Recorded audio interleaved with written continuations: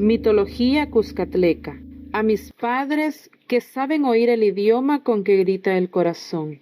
Sobre América que rompe sus inercias en el hierro del nuevo siglo. Un aletazo que despega párpados quema sus viriles teorías del civismo en alimento de una religión social que se inicia. El panamericanismo en el más superlativo y estricto modo de pensar y de decir. Y ruge tan seriamente este ciclón de entusiasmo que puntualizándose en el rol educativo, lejos de todo neorracismo estrecho, solo falta un maestro que proclame una bella iniciativa, la americanización de la enseñanza, es decir, utilizar en lo posible las cosas nacionales, suplantadas ahora con elementos extranjeros, y que a través de un opaco lente de pesimismo hemos visto con estatura de enano, porque América tiene en sí todas las energías de la vida y poderosos elementos para una buena educación, no los explota, porque la miopía del colonizaje ata sus músculos, la falacia de la inferioridad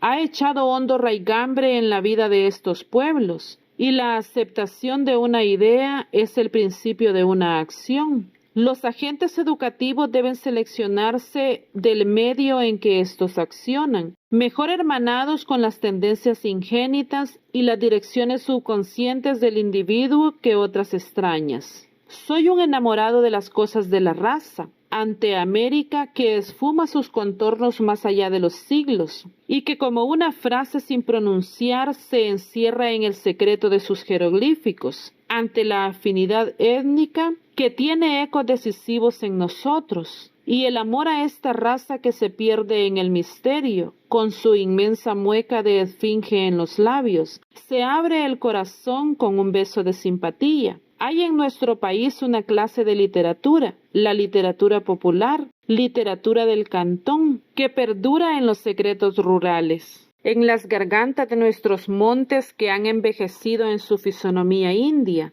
Con su gesto de cacique y de fiera, eminentemente imaginativa, su estructura es un resabio de la alta imaginación americana. Es una religión la que se traslada desde las épocas pipiles en forma de leyenda, despojada de sus teócalis sangrientos y de sus sacerdotes negros. Como todas las cosas, nuestra mitología tiene su modo de belleza, la estética americana, panteísta y montañera. En la mitología griega había ciudades y un rumor de colmenas humanas, y en la mitología americana había tribus y ruidos de montañas que se arrodillan al bostezo de los huracanes. Toda cosa es individual, cada raza tiene una psicología propia, su modo de ser íntimo y único. En todas las cosas, en todas las energías, en todas las actitudes, en belleza como en feura, en el bien como en el mal. Por eso América evolucionará distintamente en un futuro que ya amanece y tendrá su ciencia y su arte propios, producto de un desarrollo vernáculo. La filosofía del mundo está en la adaptación al medio ambiente. Todo nace de él y él es el molde, prototipo e infundible. Lo demás es un producto. Se quemará el fardo de galiparlismos y tendremos un cuaderno de lengua americana, ya que existe, ya que vive, ya que es real, y ese futuro que vendrá, potente de nuevos sueños y de nuevas energías, romperá totalmente con la férula de la Academia Española. La lengua genitora, al contacto de los idiomas y literatura indígenas, se transformó. Había en América tantas cosas, en ciencia y en arte, que no teníamos nombres en español, y esos nombres se crearon bajo la energía directora de una raza américo-hispana. Surgió la literatura americana, y romperá con lo griego, se libertará de lo español, botará tiranías extranjeras. Ya no se sentirá la nostalgia de los azules lagos de Escandinavia, ni de los cielos nevosos y ahumados de la glacial Siberia. Morirán las canciones a cosas tan lejanas, casi soñadas, para cantar a la América olvidada. Hay que tomar contraveneno para ese tóxico latino, la falacia de la inferioridad. Entre nosotros se cumple la más mentirosa de las verdades. Ningún hermano es profeta. Somos los idólatras de todo lo que no es nuestro. Entonces cantaremos a lo propio, porque la literatura de un pueblo es la historia de ese pueblo. Las costumbres, las ideas en general, la cultura se retratan en ella. De ahí una hermosa verdad. Los escritores y los poetas son historiadores. Por los escritores romanos conocemos la historia de Roma. ¿Y qué recordará nuestra vida si ésta no se refleja en la literatura? Yo creo, con una idea que lanzó no sé quién normalista salvadoreño, que esa literatura de costumbres que tanto atacan tiene un valor histórico. Dará a conocer nuestra alma actual a siglos que vendrán, llenos de una gran civilización, a opacar y casi a olvidar nuestro brillo relativo. Y sonará en la flauta de los poetas el silbido de las selvas agitadas por el viento. En el cielo azul lucirán su policromía inmensos paisajes anaranjados. En la hora ensangrentada del crepúsculo, los celajes fingirán islas de colores. Los volcanes levantarán sus testas calvas y las nubes ordeñarán sus ubres húmedas y lluviosas. En el Cuscatlán de la leyenda,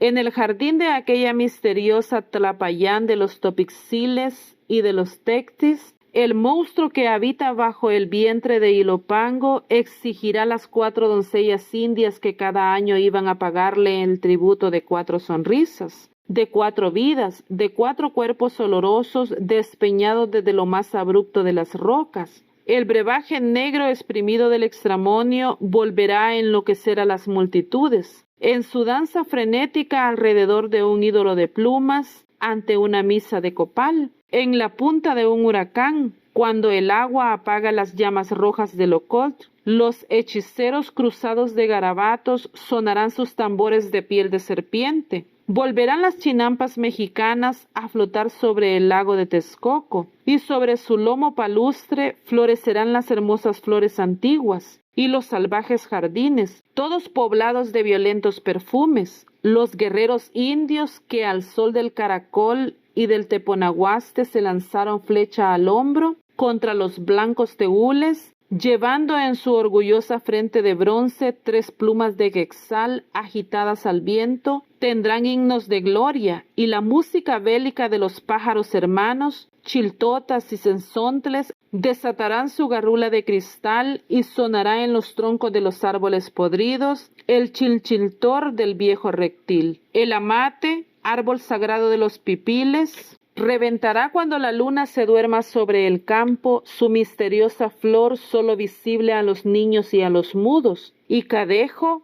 el mitológico visitante de los cementerios, con sus ojos de fuego, encenderá la oscuridad de los senderos, pasajes negros y espantosos, en la vecindad de los barrancos y de las quimambulas, bellos y apacibles en la dulzura de los vallados. Será azul como el cielo, verde como una montaña, gris como un volcán, riente y musical como una mañanita llena de pájaros. Las baladas y los sonetos irán exprimiendo sus ubres de miel de un bucolismo extremadamente silvestre. Entonces será la literatura propia, una literatura histórica, literatura que llene el alma de autoctonismo, con un sabor a cosas americanas y un fermento de los viejos panales indígenas. Ese es el porvenir de la literatura, lógica y educadora, de tendencias nacionales, y el futuro del verso americano. Esa mitología de Cuscatlán forma parte de una pedagogía nacional. No pretendo ni quiero que sea una literatura infantil, en la comprensión que le dan algunos pedagogistas. Con Brausbig comprendo el desprecio de los niños por los libros vestidos con tanta artificiosidad, en que veo un error, el de querer ponerse en un plano torpemente infantil, prolongado hasta la banalidad, y el fastidioso método de algunos que por el simple plúrito de dar a todo un colorido moral caen en la monotonía, desfigurando la belleza y la verdad. De esa idea soy el más fiel enemigo. Por eso, sin la moralomanía de estos, no he juzgado conveniente desfigurar de esta manera la mitología cuscatleca. La literatura infantil tiene por objeto iniciar, despertar el sentimiento de lo bello en el niño. Aún más, Nuestra mitología no es amoral, tiene el sello de la sencillez y del candor que emana de aquel tiempo niño. ¿No es este folleto, como diría Juan Ramón Jiménez, si reeditara otra vez Su Platero y yo,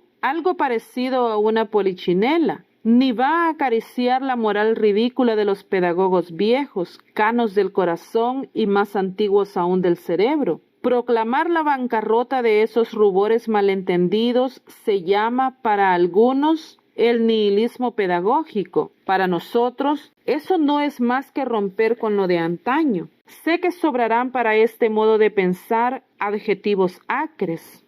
Si amar el arte es pecar contra la pedagogía y la moral de esos señores, sea. Ante todo está la niñez condenada por los matadores de almas, asesinos del sentimiento y del ideal, a encerrarse y atrofiarse en su estrecho criterio, todo antiestético y todo antirracional. Los que, inspirados en el misterio de esta América que prolonga el párrafo de sus montañas y de sus razas en esta inmensa noche, en que la ciencia se está quebrando los dientes ante su secreto, torpe y necio como de piedra, serán los mejoradores de este ensayo, que solo tiene el mérito de ser sincero. No me equivoco, quizá al esperanzarme en que este trabajo va a ser aceptado, no en la forma en que yo lo presento, pero sí en el fin que persigue, la americanización de la enseñanza. Por lo demás, no es posible que en un escaso folleto se refleje la vida, el esqueleto de una época. Obra es de muchas voluntades. Como alguien dijo, para comprender aquella época es necesario trasladarse a ella, respirar aquel ambiente, sentir con aquel medio y con aquel corazón. Solo se odia lo que no se comprende. Los espíritus filosóficos hallan en todo una belleza y una razón de ser.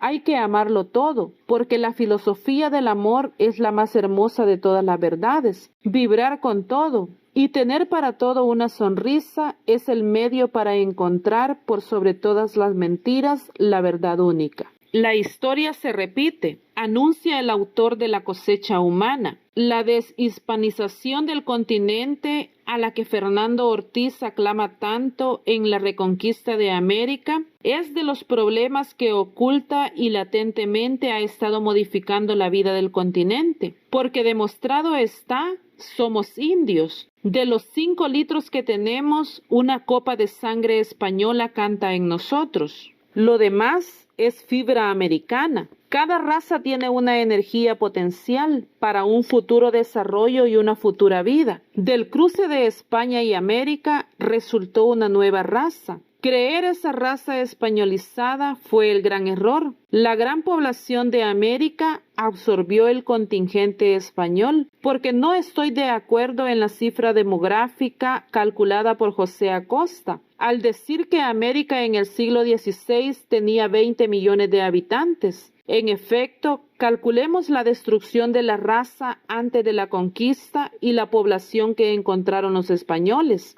En México, 20,000 sacrificados anuales ensangrentaban el Teocalli. Los soldados muertos en las guerras, los fallecidos por la crueldad de los castigos, de las enfermedades, los fieles que se enterraban con los amos, toda esa población perdida cada año, a través de tanto tiempo, no impidió al Anahuac, en la hora libertaria, gastar inmensos ejércitos contra Cortés. En 10 millones tazo yo la población de Anahuac a la llegada de los conquistadores. El murmullo que produce la gente reunida todos los días en la Plaza de México, decía Cortés, se oye claramente a una legua de distancia. En el mercado principal de Tlaxcala se estrechan diariamente más de 30,000 personas. Y calculad cuántos Méxicos cabrían en América. Contad los 16,000 quichés de Tecumumán. En una sola batalla, por cada español morían 40 indios por término medio. Haced la estadística de centenares de batallas parecidas y contemplad la gran horda americana sobreviviente. Mujeres y niños, en su mayoría exterminada en su odioso régimen de mitas. Tan vasta población fue bien capaz de absorber la poca sangre española. La poca herencia blanca que nos quedó no implicaba iguales rutas. La españolización de América fue un mito. El resultado de eso lo veo yo en el movimiento libertario del continente. América no marchó con España, sencillamente por la heterogeneidad de tendencias, de fines, de orientaciones, en dos palabras, de almas. Sin embargo, la presión armada, la cultura española asimilada, la religión, todo eso dejó una tendencia, un nexo hispanista, pero un nexo temporal, momentáneo, parcial. Los pueblos evolucionan, desarrollan, crecen según una dinámica especial, patrimonio aislado en cada entidad. América desarrolló en una órbita propia, en un círculo americano.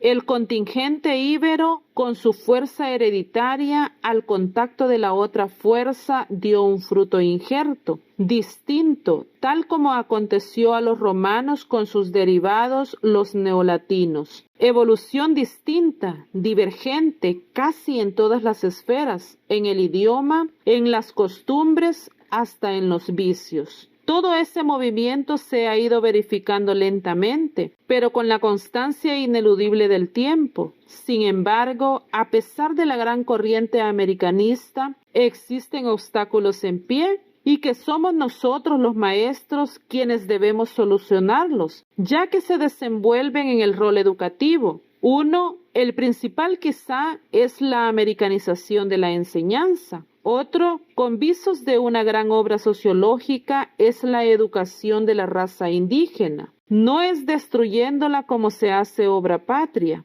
El error y el fracaso español fue creer que su civilización debía imponerse, que la cultura indígena debía destruirse. Si las dos civilizaciones se hubieran complementado, España habría aprendido grandes cosas de América. La destrucción del indio, sea por la barbarie conquistorial, sea por la epidemia habida del contacto de dos razas, como dice Julio Mancini, originada por el antihigienismo reinante en Europa al mezclarse con la raza pura, higiénica que existía en América, dio a España una menor fuente de explotación. El 20% de la población salvadoreña es de indios. Mentalidad no les falta. Lo que les falta son medios de cultura, elementos de explotación mental, ha dicho un pedagogo salvadoreño. Tal contingente, unos 300,000 indios de nuestro país, organizado, disciplinado, ¿sería a la patria una riqueza aportada a la energía cultural del país? Como una arena en la obra de nacionalizar la enseñanza, propongo esta mitología de Cuscatlán. Sé que su único mérito es llevar buenas intenciones. La mitología india, bien aprovechada, sería un factor de cultura estética, una literatura infantil nacional. Además, en ella se traduce algo del ingenio de aquella raza. Las mitologías son las religiones muertas. En ella se traduce la literatura, la astronomía, la moral, etc. La mitología ha hecho luz donde la historia no había podido hincar su piqueta. Ella nos mostrará que la raza americana no era mental. La colonia fue una época de mentira, de prejuicios. Toda la matanza, la guerra, dejó un fermento de desorganización. Por eso la colonia fue fatal. Era la pugna de dos tendencias contrarias que luchaban. Era el desequilibrio del alma. En aquel ambiente localista y estrecho, un prejuicio se entronizó: la intelectualidad de la raza indígena. Sería, en efecto, una raza biológicamente inferior, inintelectual por el tabaco y poco artista por el alcohol.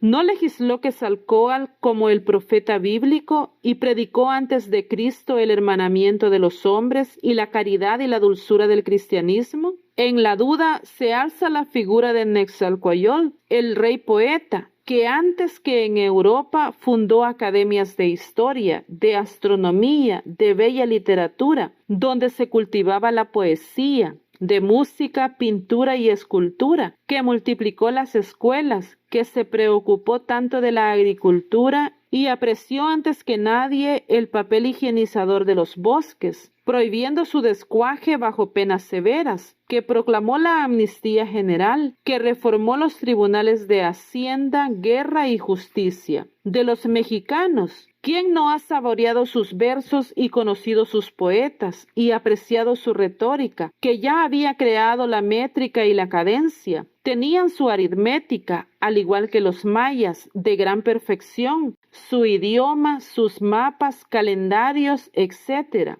Los inmensos museos zoológicos en la capital mexicana, en donde se coleccionaban todas las fieras, las aves y los reptiles que existían en América, el lujoso harén, los teatros, los jardines públicos, el Consejo General de Educación reunido en México, que decidía sobre la aptitud de los maestros de arte o ciencia, la medicina india, casi herbológica, ha dado buenos resultados donde la medicina moderna ha declarado su impotencia. Los astrónomos indios, que como Galileo detuvieron al Sol en el espacio y lo hicieron centro del sistema solar. Aún hay más. Algunos creen que en América se volaba. Habían encontrado un método que neutralizaba el peso del cuerpo. Tanta industria, telas, papel, licores, tintas, la platería, el arte de plumería mexicano,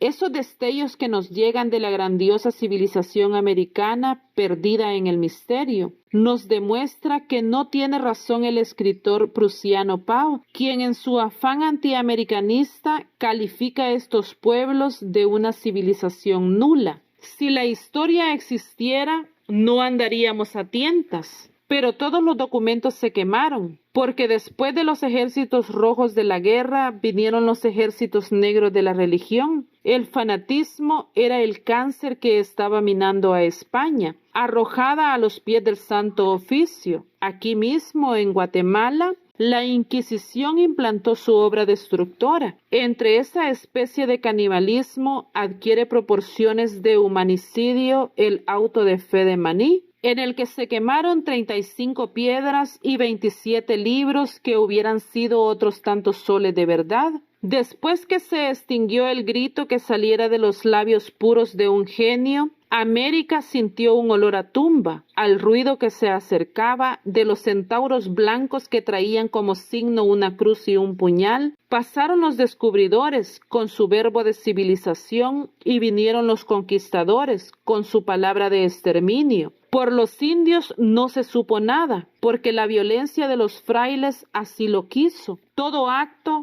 toda cosa que recordara su pasado era considerada como una hechicería y castigada como tal.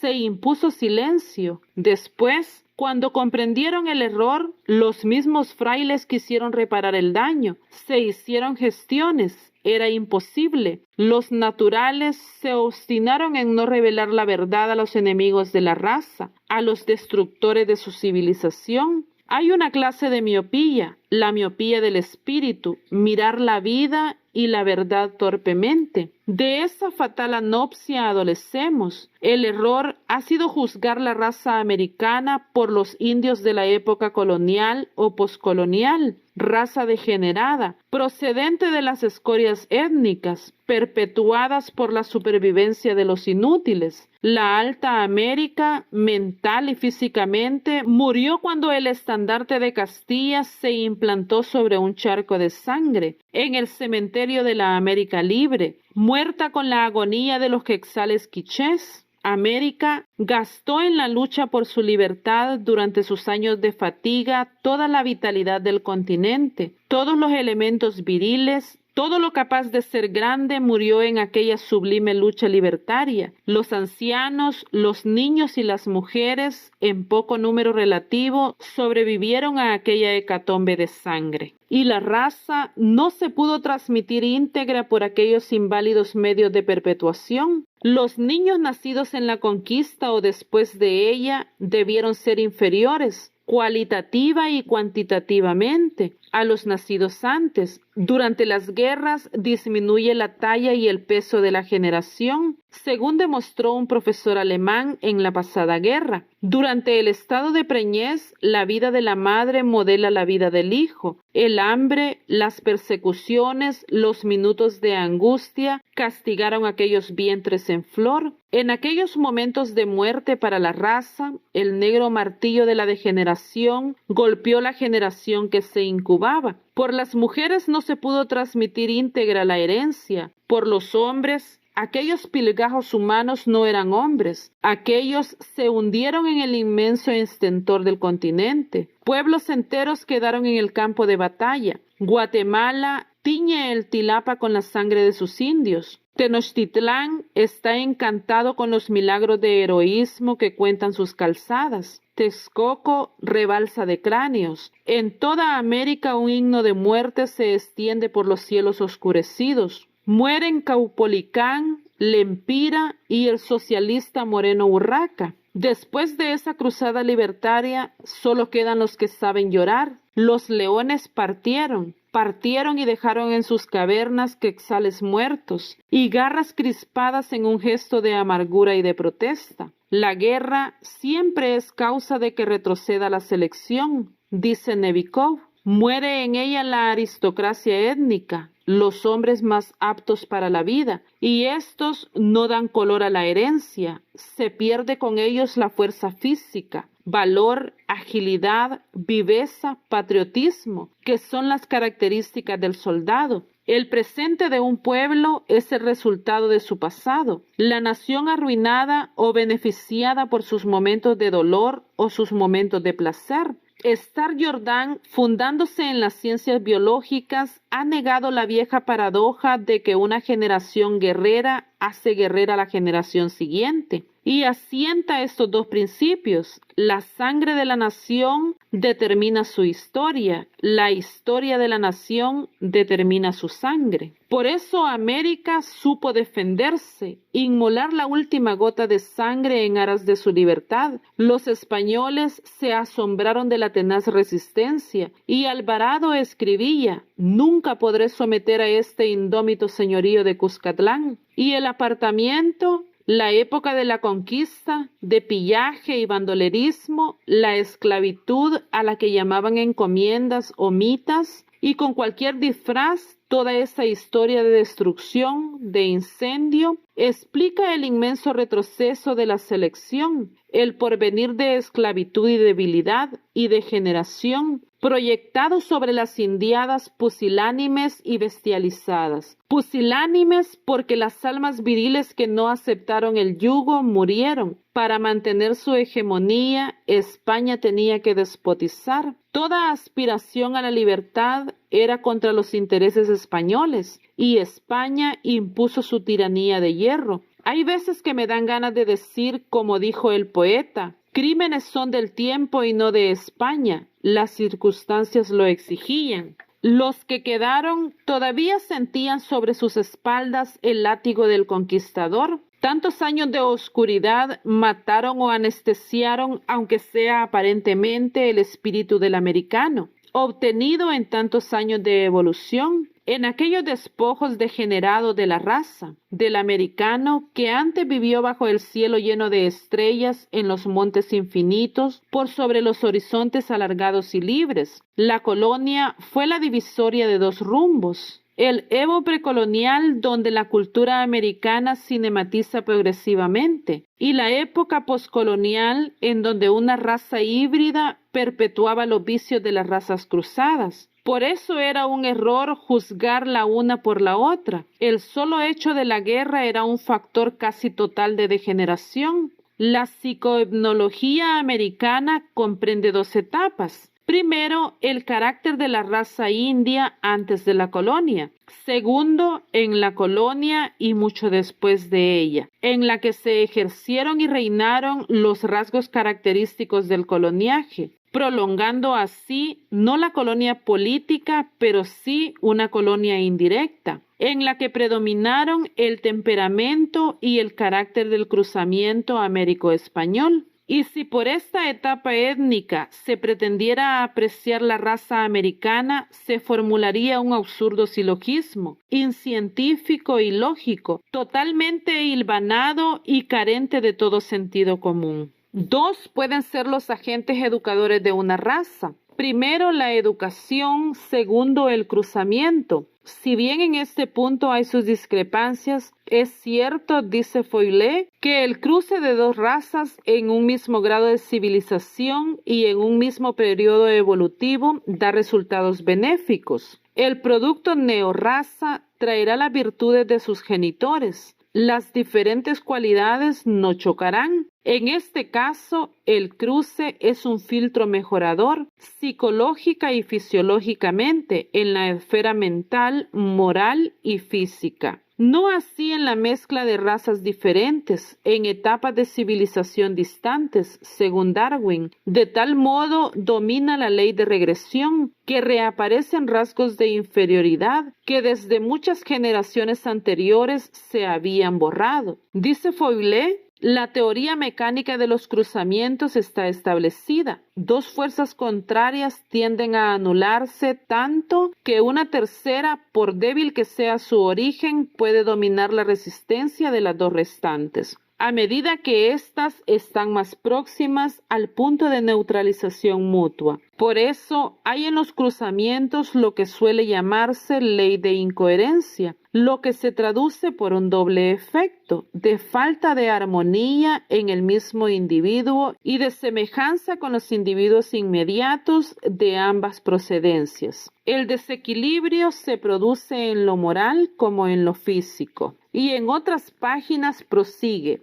la fusión solo puede efectuarse de lo que es común o a lo menos armónico. ¿Y qué pueden tener de común un hombre civilizado con un salvaje? Los instintos primitivos de la raza humana. En la mezcla de las razas, la inferior por lo general no toma de la superior más que los vicios, mejor hermanados que las buenas cualidades con sus tendencias hereditarias. Si nosotros tomamos los vicios de los españoles y si tomamos en cuenta la clase de españoles que nos conquistó, deben asaltarnos graves dudas. En efecto, el misterio que rodeaba a estas tierras, la inseguridad de volver a la patria, no podía sacar de España a los que tenían un porvenir asegurado. Vinieron los aventureros, ávidos de oro, y para fomentar la emigración, el gobierno español decretó la amnistía para todos los reos prófugos, a los que habían incurrido en algún delito, con la rígida condición, decía el decreto, de que irán a América a defender a España y a nuestra santa religión.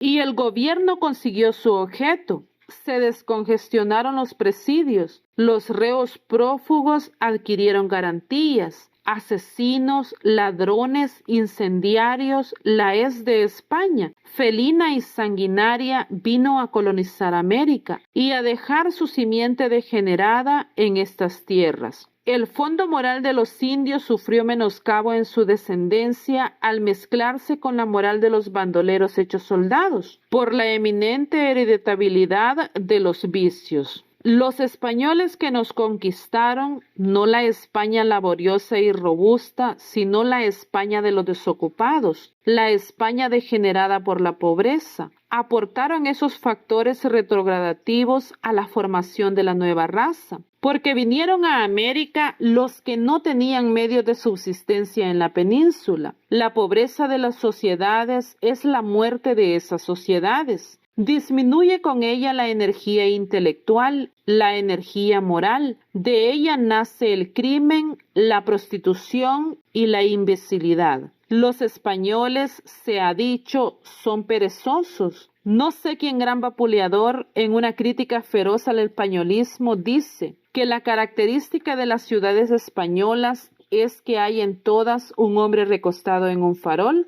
Los orientales son la raza más apática del mundo. La pereza tiene su causa en un parásito. La uncinaria que extenúa al individuo produciendo la anemia, que indefectiblemente arrastra la miseria física, intelectual y moral. La expansión árabe y su definitiva estancia en Granada propagó en sus circunvencidades mucha herencia mora. En la región comprendida del Ebro de Gibraltar fue donde se hizo sentir más la influencia árabe. Es tanta la heterogeneidad étnica de España, dice Fernando Ortiz, que él no reconoce una raza española en el sentido estricto del vocablo. Cuando la conquista, el español tenía mucho de moro, el carácter impetuoso con llamaradas de entusiasmo, la irascibilidad, etc. El imperio árabe, conquistado en un minuto, tenía que caer porque carecía de consistencia. Era una potencia hecha de espuma de jabón. Todas las obras de la violencia son en síntesis raquíticas. Al árabe le faltaba la persistencia, la voluntad consciente del esfuerzo. Fatalmente para nosotros, España fue un paréntesis. A través de él saltaron los moros hasta América y dejaron sus vicios. Examinemos a los jefes conquistadores, hombres incultos, que tenían como mérito a su capitanazgo su solo deseo de aventura. La riqueza de estos países lo atraía. Tras eso vino Cortés, Pizarro, Almagro. Así vio Cuscatlán con las narices hinchadas de placer, las pupilas felinas de Tonatiuh, ebrias de oro. Así entró Alvarado a Guatemala, violando princesas y robando mujeres. Los españoles saciaron su furia sensual en las mujeres indias, corrompiéndolas e iniciando la prostitución, como machos mitológicos quemados de un desenfrenado panismo. La Iberia vació sus lobos rojos de deseo, enfiebrados ante la caza del indio, que era un festín de carne fresca. Volvieron las tribus bárbaras disfrazadas de hordas civilizadas. Todos los instintos primitivos aparecieron. No era el hombre, era el bruto ciego de sangre, era la bestia humana. El oro fue la pérdida de América. Tras él vinieron las jaurías desatadas de Europa, y España no aprovechó su riqueza. Sacaba dinero exprimiendo las ubres de oro, y eso fue suficiente. Paralizó sus industrias, y la Europa activa absorbía su bienestar. Todo lo compraba a las otras naciones. El oro nuestro iba a enriquecer a la Europa de las máquinas y de los talleres. España sirvió de puente. Y digamos, la explotación de América fue la muerte industrial de España.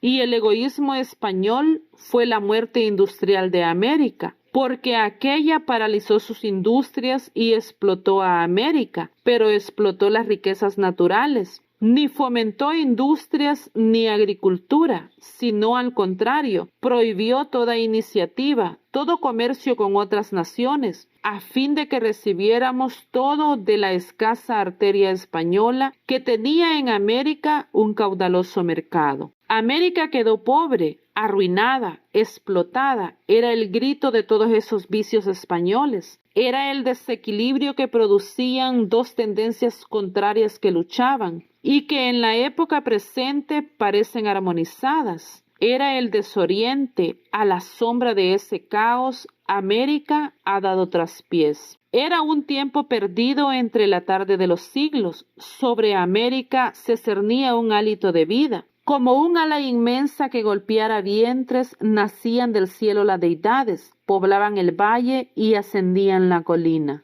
En el silencio de la tribu, sobre la muda soledad de la caverna, silbaba el huracán, la oración panteísta de las fuerzas adversas, el odio y la venganza de los dioses sanguinarios, y la noche, con su alma negra, volcaba toda su fiebre sobre el río, y la cañada estaba triste, y había en el ambiente un húmedo presagio de fantasmas. En la loma, bajo el ceibo, sobre el maizal, allí nació nuestra mitología, nació de la contemplación y del silencio, con un enorme perfume de montaña de América en oración ante la naturaleza, el cielo, la nube, el bosque, la canción de la laguna que agoniza sobre la playa. Fue en el silencio de las montañas que sus razas morenas, ante el misterio de los cielos y de las aguas, teñían sus leyendas con salvajes tonos de boscaje y de volcán. La naturaleza coló toda su magia en los sublimes panoramas dormidos. Cuscatlán vibró y sintió con sus florestas y con la ligereza de su cielo idealizó leyendas de millonaria fantasía. En los griegos influyó un alto grado de civilización. Sus dioses eran sensuales y viciosos. Los nuestros estaban exentos de los vicios humanos, pero en cambio eran sanguinarios y solo sonreían cuando el Teocalli humeaba corazones deshechos y sangre de inocentes niños. En los americanos todavía se cernía fatídicamente la figura vengativa y sanguinaria del jefe muerto, los castigos y las penalidades, las enfermedades. Todo ese cúmulo de influencias formaron nuestra mitología más fantástica, con un pronunciado olor a caverna, pletórico de sombras que se deslizan en la espesura. Por eso, en las noches tenebrosas cruzaba las selvas el grito horripilante de Enetagat, el terrible gritón, la ciguanaba, la mujer de los ríos, loca y fea, ríe, ríe, ríe, y en el panorama de la selva oscura, entre el ruido de la cascada que se despeña, rueda su carcajada, llena de histéricos augurios. Pero en medio de los tonos mitológicos rojos, la delicada poesía americana se muestra, y llueven ante el altar de los dioses buenos oblaciones de flores y de leche, de plumas y de miel.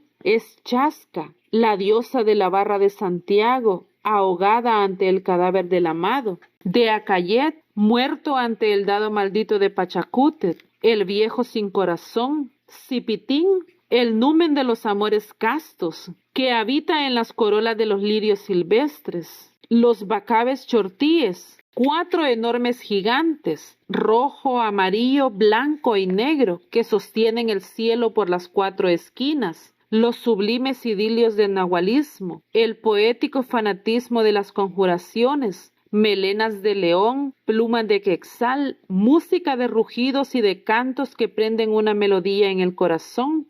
Sin embargo, no se crea que la mitología de Cuscatlán era un conjunto de fábulas, nacidas al calor imaginativo de nuestros ancestros. Muchos de sus héroes habían vivido entre los hombres. La ignorancia o la gratitud los ha deidificado. Los guerreros y los sacerdotes eran divinizados, o sus dioses eran representaciones alegóricas de fenómenos naturales, símbolos de las causas que rigen el cielo y la tierra, el aire y el agua. Los astros eran adorados como dioses. El rayo tenía su potencia dominadora, el gigante Sha'ak, dios del trueno y de la agricultura, y así se recorre el pentagrama de sus dioses, dulces o sanguinarios. Se adivina en todo el color de los vinos empolvados de la civilización americana. Los españoles, en su fanatismo, destruyeron las fuentes mitológicas que fueron corrompidas, ridiculizadas o desnaturalizadas. Víctima de ellos es Cipitín, el panzudo comedor de ceniza que viste un enorme sombrero aludo, en vez del gracioso niño que alegra la seriedad de las márgenes en los ríos furiosos con sus risas hurañas. Pero despojada de insulsos españolismos, la mitología patria conserva la poesía de aquella raza artista, incomprendida y por eso despreciada, que cayó agitando una bandera de protesta, dejando en sus canciones fosilizado su temperamento artista. Por eso, ante la leyenda que resucita, yo me descubro, y pasan en la cinta mental Grecia con sus arenas encendidas y los bosques lunecidos de la América, meciendo con un ciclón de gloria las cunas de los dioses. La profunda imaginación de los pipiles creó su cosmogonía, que tanta poesía encierra. La tierra rodaba en el espacio, zumbando en el silencio. Dice, la noche se agrandaba en los contornos de las cosas. Todo es negro, negra la tierra y negro el cielo. El frío se extendía en las frías cavernas de la nada. es el vacío. La muerte está echada sobre el mundo. Nada vuela, nada flota, nada calienta. Ni ríos, ni valles, ni montañas. Solo está el mar. Un día, Teot frotó 2 varitas de achote y produjo el fuego. Con las manos regaba puñados de chispas que se esparcían por el vacío formando las estrellas. El misterio se poblaba de puntos de luz. De pronto, en lo más alto del cielo, surgió Teopantli, el reformador que rige el universo. Surgió sonriente, envuelto en una cascada de luz. Teot lanzó el último puñado de fuego, que allá abajo se condensó en un témpano de luz. Ese fue Tonal, el buen Padre Sol. Pero entre el ruido de los capullos de la vida que reventaban, de los mundos que se engolfaban en sus órbitas, de las explosiones de la luz, Teopantli lloró y su lágrima rodó hasta quedarse suspendida. Se hizo blanca y giró. Esa fue Metzi, la buena madre luna. Por eso es triste. Proyectó su luz sobre la tierra y ya no estaba vacía. Los mares se rompían contra las costas. Había montañas y había barrancos. Sobre las cumbres peladas rugían las fieras. Su luz pálida iluminó un combate de leones. En las charcas y entre las lianas corrían las lagartijas. Los ríos se retorcían como culebras blancas. La vida cantaba. Explica después cómo fue creado el hombre, nacido del coágulo de un nopal, que se enfangó dando origen a una casta de hombres malos, que indignaron al Creador. Se desató sobre ellos una furiosa lluvia, y el huracán silbaba quebrando las montañas. Todos murieron, a excepción de Coscotagat y Tlacaticit, nuestros padres. Después de ese desastre, la humanidad ha venido perfeccionándose poco a poco. Curiosa es, entre los pipiles, la leyenda de los 4 soles, extinguidos en épocas anteriores, y que corresponde a 4 edades durante las cuales ha desaparecido la vida en el planeta, a consecuencia de grandes cataclismos. En todas esas fábulas se ha creído ver fenómenos alusivos a conmociones sísmicas, a fases geológicas por las que ha atravesado nuestro planeta.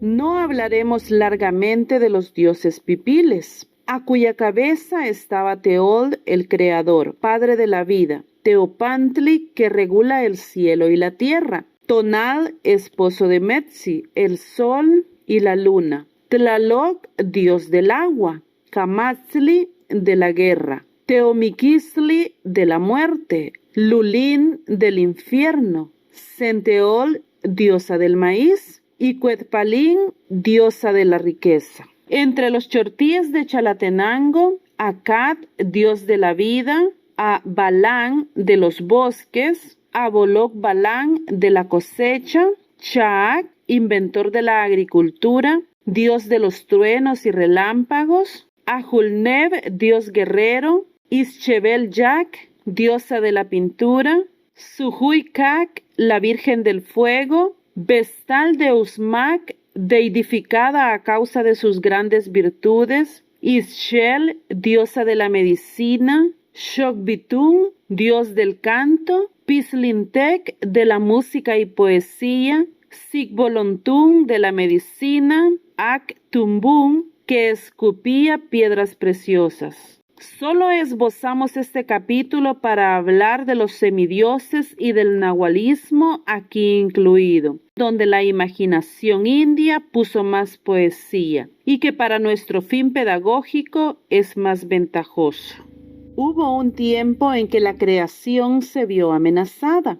El cielo se estaba desmoronando, vacilaba al peso de las estrellas. Era la infancia de la humanidad.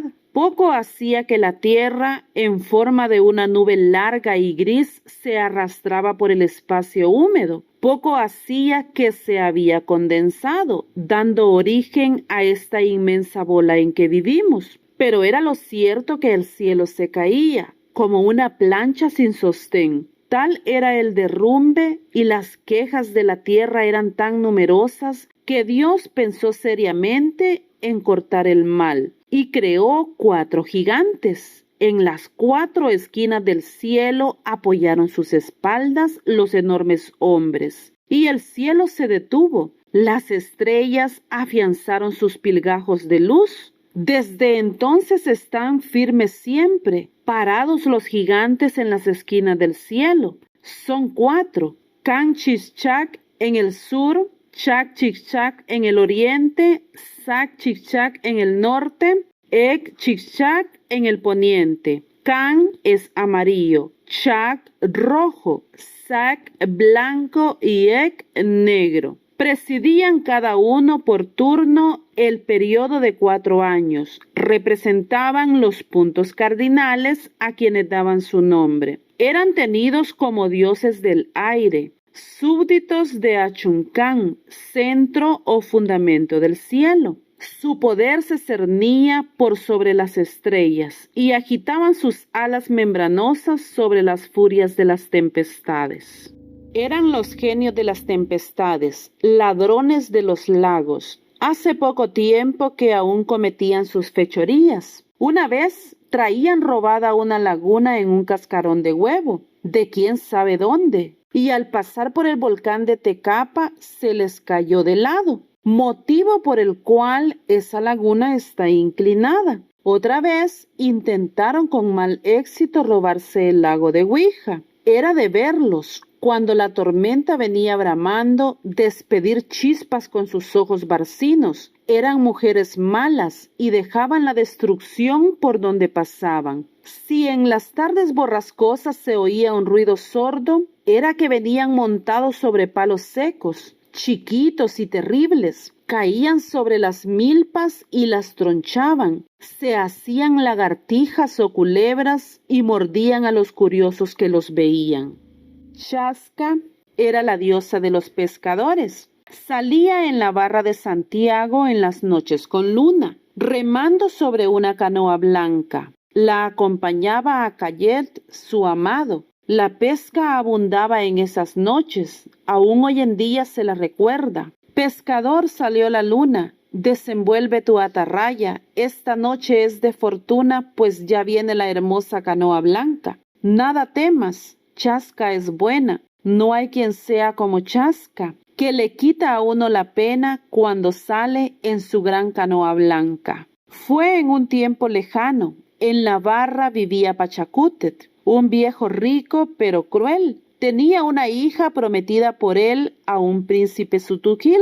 Se llamaba Chasca y era bella. Un día ella conoció a un pescador, apuesto mancebo, a quien llamaban Acayet. Vivía en la isla del Zanate y se amaron. Pero Pachacútec se oponía a ese amor. Sin embargo, todos los días, cuando el sol abría los ojos tras la montaña, ella escapaba de la choza, situada entre un bosquecito de guarumos, y se iba a la playa, donde Acayet desde su balsa cantaba dulces canciones. Pero una mañana triste, la poza del Cajete amanecía dorada por el sol. Un viento frío que se arrastraba raspando los piñales vecinos olía a mezcal, triste y fría, triste y callada, triste y solitaria. Así estaba la poza del Cajete. De pronto una canoa apareció, era Acayet, corría y ya se acercaba a la playa, cuando entre los juncos de la orilla un hombre oculto disparó una flecha. Era un enviado de Pachacútec. El pescador cayó muerto, y cuando el mar se estaba poniendo rojo, una mujer gritó en la playa. Era Chasca. Corrió loca en su dolor. Poco después, volvía con una piedra atada a la cintura y se lanzó al agua. El mar tiró sus olas sobre el cuerpo de la Virgen. Cuando Pachacútec murió, era una noche de luna. Entonces se apareció por primera vez Chasca, en su canoa hecha de una madera blanca, al lado de Acayet. En el paisaje de arena y sal, sobre el fondo negro del monstruo que se agita a la luz serena de la luna llena, Chasca con su vestido de plumas es la eterna nota blanca de la barra.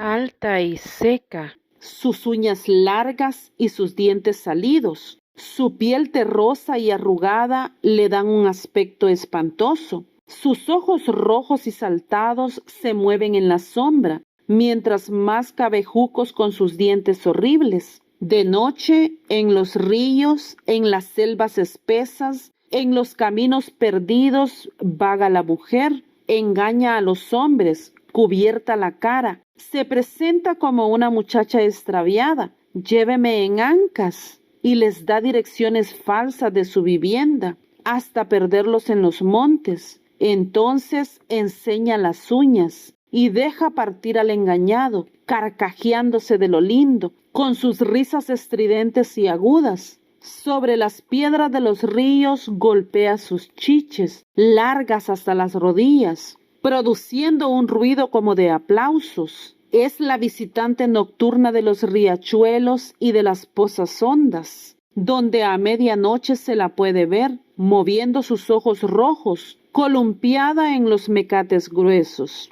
Hace tiempo que se hizo loca, tiene un hijo, de quien no se acuerda, Cipitín, el niño del río. ¿Cuántas veces Cipitín no habrá sentido miedo, semidormido en sus flores, al oír los pasos de una mujer que pasa riendo, río abajo, enseñando sus dientes largos? Existió en otro tiempo una mujer linda, se llamaba Sigüelut, y todos la querían. Era casada y tenía un hijo, trabajaba mucho y era buena, pero se hizo coqueta, lasciva y amiga de la chismografía. Abandonó el hogar, despreció al hijo y al marido, a quien terminó por hechizar. La madre del marido, una sirvienta querida de Tlaloc, lloró mucho y se quejó con el dios, el que irritado le dio en castigo su feura y su demencia. La convirtió en Ciguán, mujer del agua, condenada a errar por los márgenes de los ríos.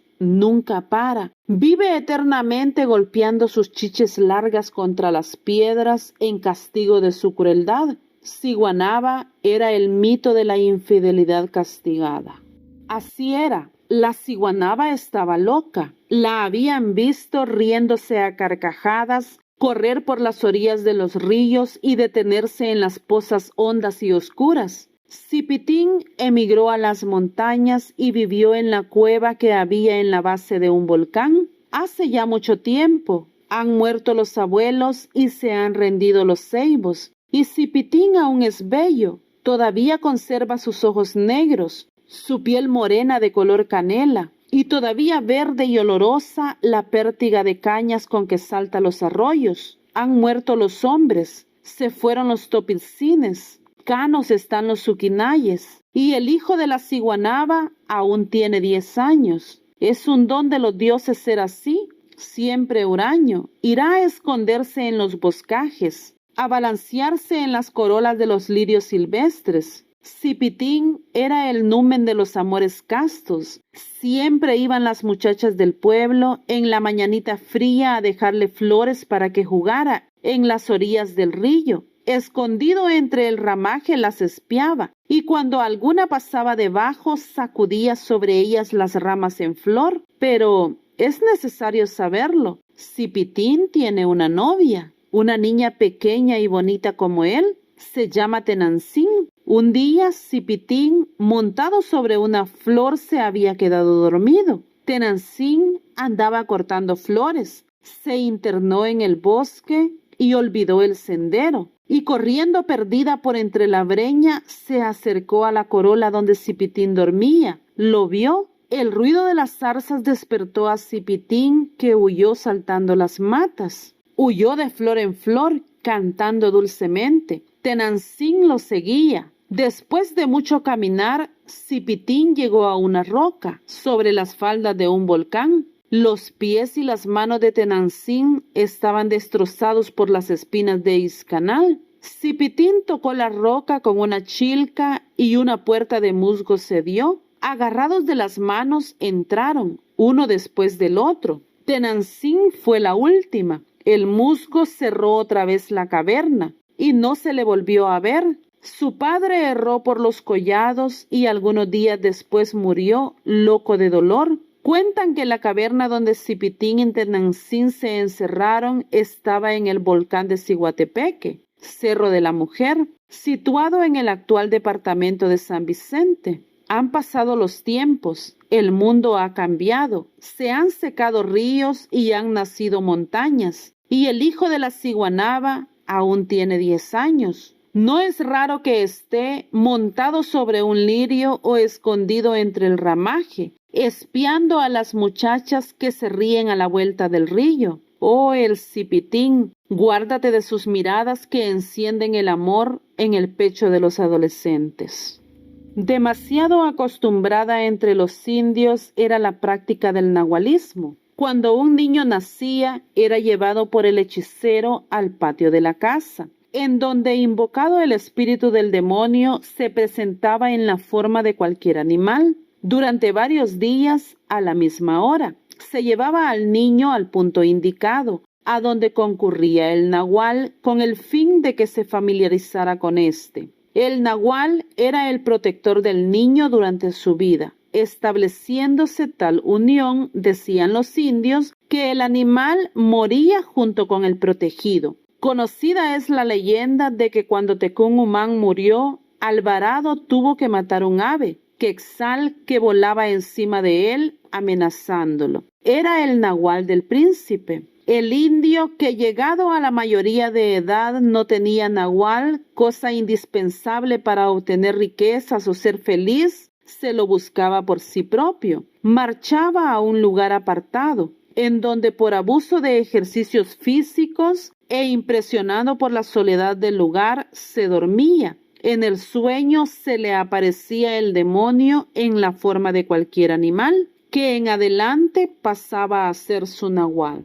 Estaba allí, negro bajo las ramas, salpicada de luna la faz siniestra. Se le distinguía claramente por las 3 plumas de guara que llevaba en la frente. Era el tigre del Zumpul, aquel río solitario y perdido que se arrastra bajo peñas y entre raíces. El río de los crímenes que se ha teñido tantas veces en sangre y ha escuchado tantos gritos de angustia y de dolor. Río de cadáveres y de huesos. Allí mismo, aquel hombre que se ocultaba tras el tronco de aquel nudoso tihuilote había robado a los viajeros y había abonado sus márgenes con sangre. Era de origen maya, se había criado en las montañas, en las altas montañas de Chalatenango, donde la Confederación Pipil había detenido el avance del imperialismo olmeca. Desde el Alto Cayahuanca hasta el tétrico Zumpul había recorrido cometiendo crímenes.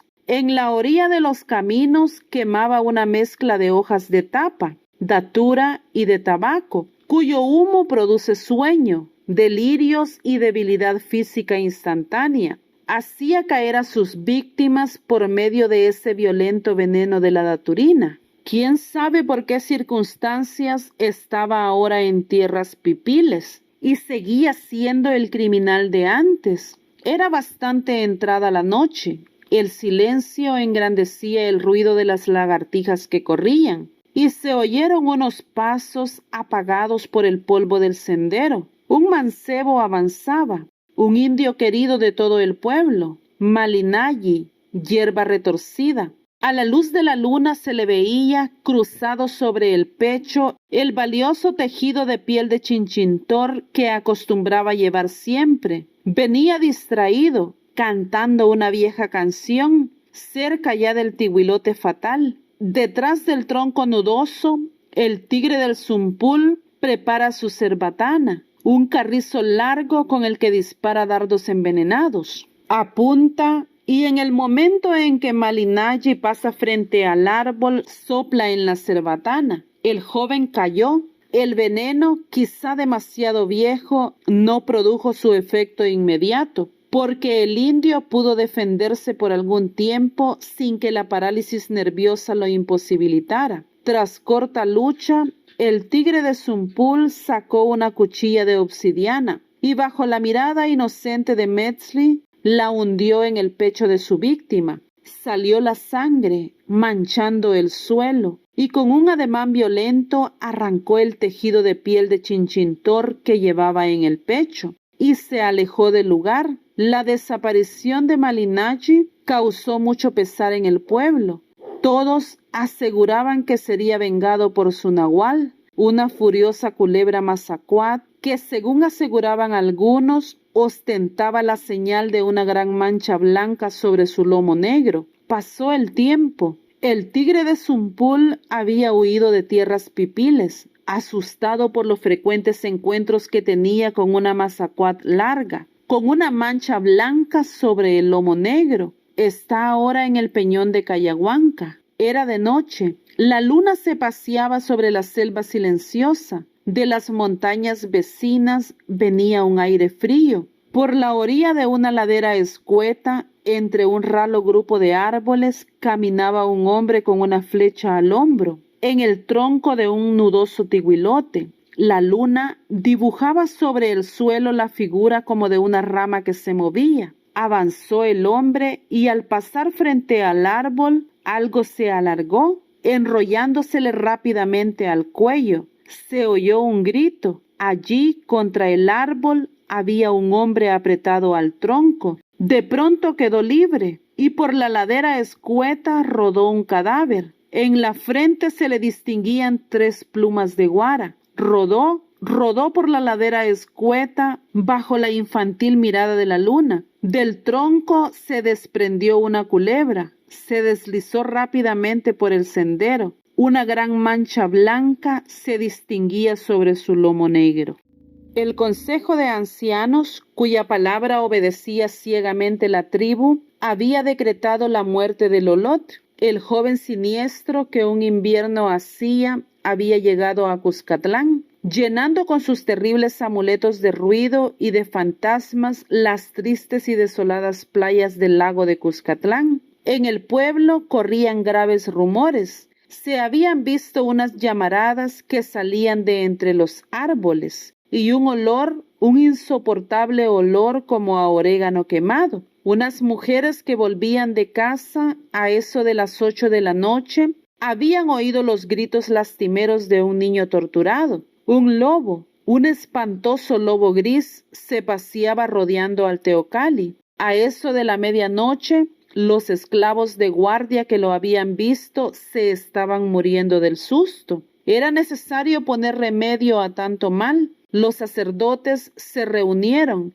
y ya habían dado su informe. Lolot era extranjero, hijo del vecino pueblo Chontal. Había atravesado a nado el Empat en la más furiosa época del invierno. Con permiso especial había establecido su vivienda en las orillas del lago, pero los ruidos, el fuego, las extrañas cosas que habían sucedido desde su llegada habían hecho pesar sobre él una grave acusación. Decían que se dedicaba a las artes del nahualismo negro, a la hechicería. Cuando iba a la plaza, llevaba siempre de la mano una muchachita negra que parecía mico. Marchaba siempre inclinada, con la cabeza cubierta de trapos, y la gente curiosa contaba que no se le veía nariz ni boca. El pueblo no toleraría más su presencia en el país, y todo se dispuso. Aquella misma tarde, 40 hombres bien armados habían recibido los consejos del sacerdote,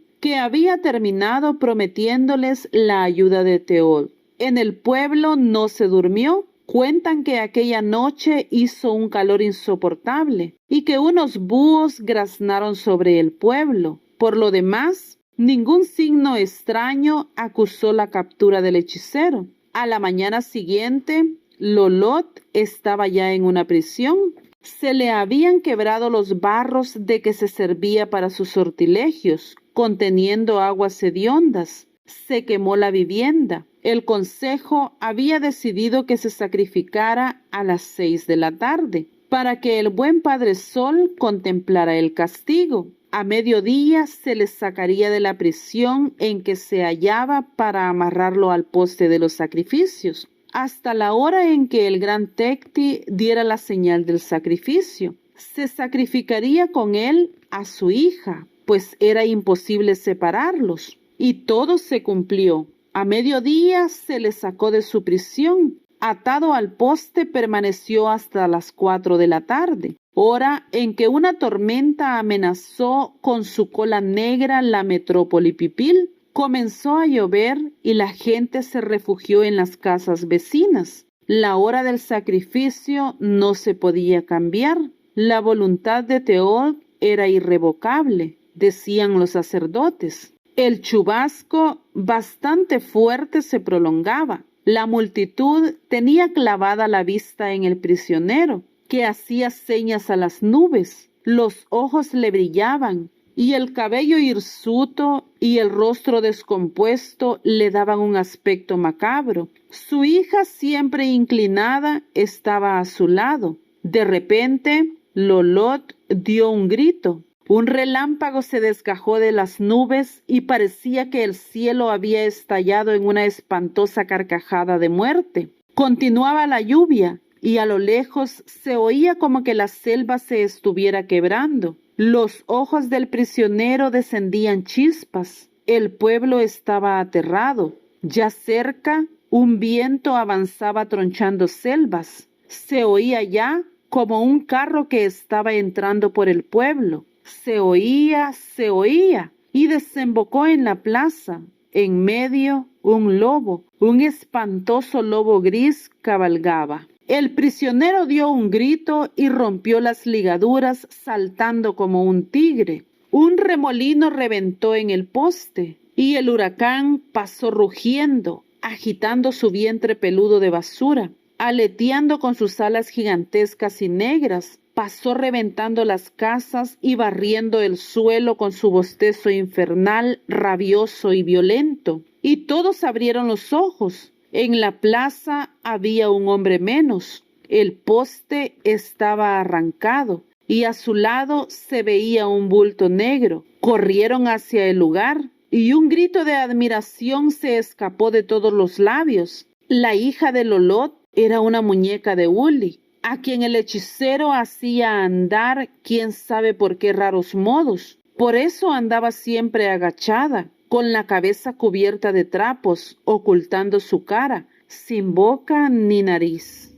Pero no vayáis a pensar que solo había nahuales tétricos, aves negras que graznaban entre campos sangrientos en noches de asalto con ojos terribles. No, también había nahuales dulces, pájaros que sabían llorar cuando moría una niña bella, aves a quienes la luna sorprendía regando flores sobre las tumbas de dueñas o muertas. Yo conozco una leyenda. Fue bajo la tiranía de Pilhuancimit que los señores de Ixtepec alzaron el estandarte de la rebelión.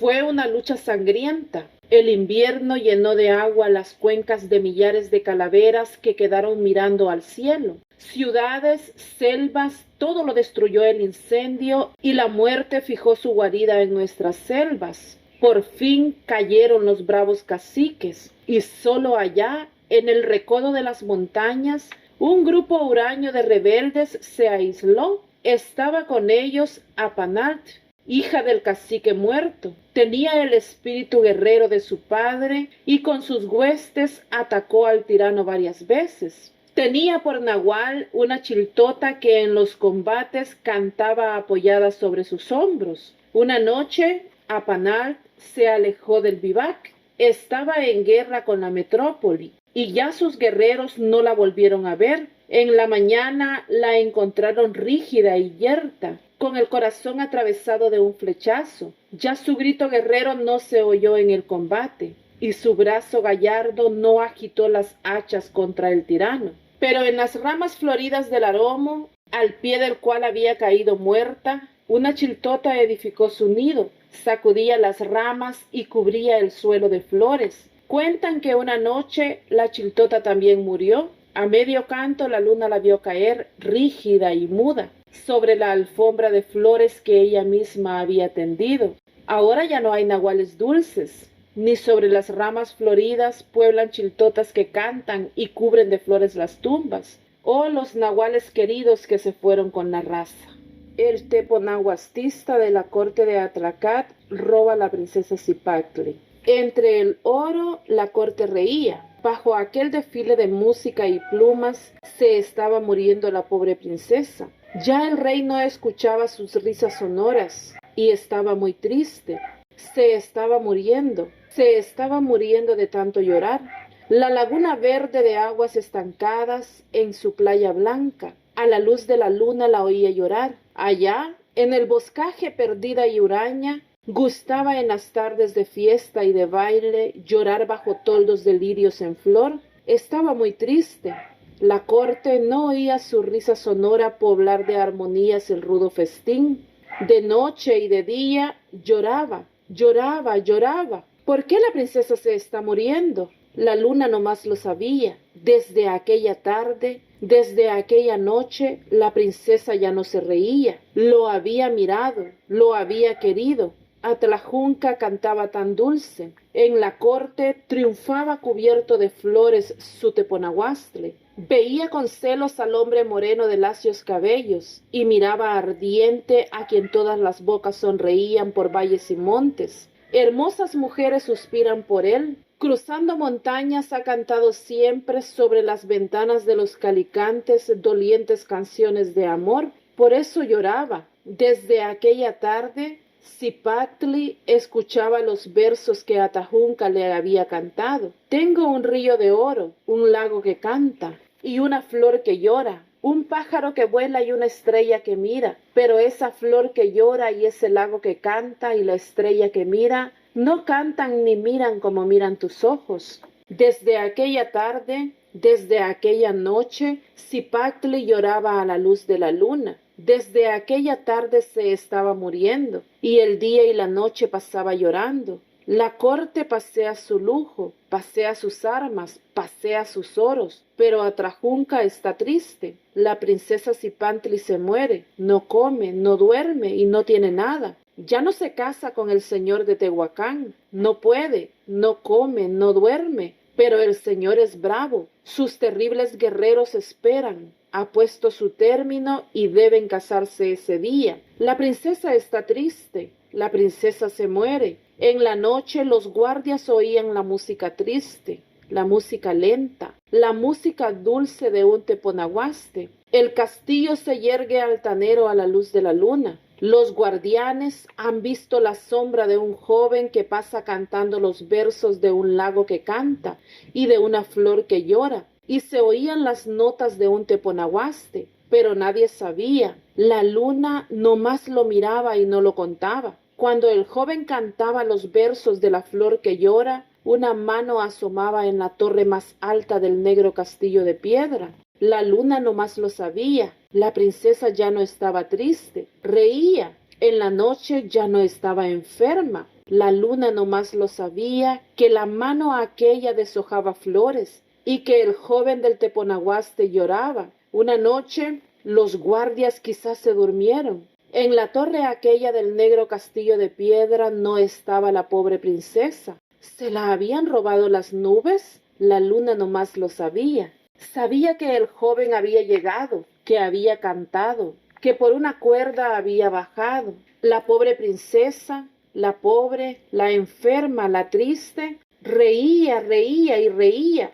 Y después la selva cubría a la luz el sendero. Después el señor de Tehuacán espera, se busca a Cipantli, se escruta, se piensa, y después Atlajunca no canta en la corte. ¿Se lo habrían robado quizá las estrellas? La luna nomás lo sabía. El señor de Tehuacán moría de cólera, pero ella reía y no lo contaba. Un día trajeron a Atajuncla. Venía Cipantli amarrada y los condenaron. El santuario de Mictlán decía, en el bosque hay fieras, irás a decir tus pecados, y si te perdonan, no te comerán. Y fue la princesa con el bello joven del teponahuaste. Ya todo dormía, la luna brillaba en el cielo, y la selva quieta traía rumores de bestias dormidas. Un buen tigre venía brincando para oír los pecados, y se hincaron llorando. Pero antes había cantado el joven moreno del teponahuastle los versos tan dulces del lago que canta y de la flor que llora, y se hincaron llorando, juntaron los labios,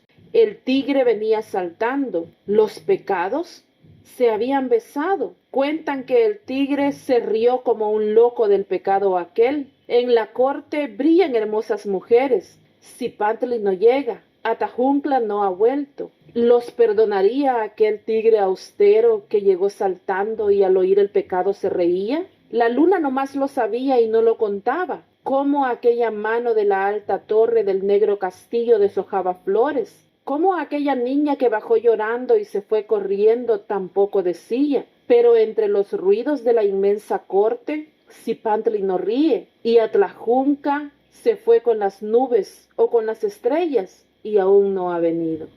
Se fueron los indios en su éxodo enlutado hacia los grandes parajes del olvido. Huyeron sus músicas y un eco gigantesco vaga, lleno de frases, por pampas crueles sin cóncavos donde pronunciarlas. Cuscatlán hundió sus pirámides y el lago ya no llora su melodía de antes. Atlacat y su corte fueron los últimos que supieron reírse de las barbas rubias y los ojos azules de Tonatiuh. Sobre el santuario de Mictlán se han posado los siglos en un vuelo negro. El volcán de Ciguatepeque cerró sus grutas y mató a Zipitín. Los mitos también se fueron, arrastrando sus largas túnicas de algodón. Los últimos fantasmas lloraron al partir. Todo se fue, hombres y pueblos. Solo faltó que emigraran las montañas al quebrar sus bases. Solo una cosa no partió. ¿No habéis notado que a los gestos libertarios de los indios suceden los gestos rebeldes de los salvadoreños? ¿Quién no ha sentido la mordida en la sangre de las larvas revolucionarias que arrojaran como erupciones de luz las cumbres genealógicas de la procesión bélica? Ya se llamen Anastasio Aquino o José Matías Delgado. Por eso yo digo que Cuscatlán no ha muerto. Los siglos se bebieron el lago, pero su cuenca redonda es la O de una negación eterna. Los que han muerto son los poetas, o por lo menos han olvidado al Cuscatlán querido de himnos pasados. Han proyectado sus mirajes sobre los lomos de vientos locos, en sentido de músicas menos serias. Enfermos de la histeria han vivido, como borrachos de opio, gastando migas sobre mares glotones. ¿Y no es ese el norte actual? Es la obra sociológica de los poetas la que yo amo. Levantar al pueblo vigorizado el sentimiento nacional, poner en sus manos y ante sus ojos la omnipotencia de su energía, demostrarle que es fecundo y que hay escondida en sus montañas una fuente de oro que gotea sus milagros, que es necesario encontrar. Más que cantar, hay que saber rugir. Los poetas deben ser atletas. ¿Con qué virilidad dijo aquel león lírico que se llamó Juan Ramón Molina en un su artículo? Los poetas como educadores de la raza. Ah, sueños épicos los de ese bravo. Lanzarse a la multitud miope lleno de hermosas teorías, a imponer fines, a cambiar direcciones, a sembrar rieles de diamantes sobre la negrura. Eso es lo que falta. Poetas con brazos de militar, líricos y luchadores. La lira debe tener filo y debe ser lira en los salones y alfanje en las fronteras. Unamos todos los brazos para formar una barrera y juntemos todas las voces para formar un himno. Ese es nuestro credo. Y ahora soñemos un poco, que El Salvador sienta el oxígeno de esa regeneración y que a la luz de impulsos enérgicos ruede sobre músculos bien dispuestos, silbando una marsellesa.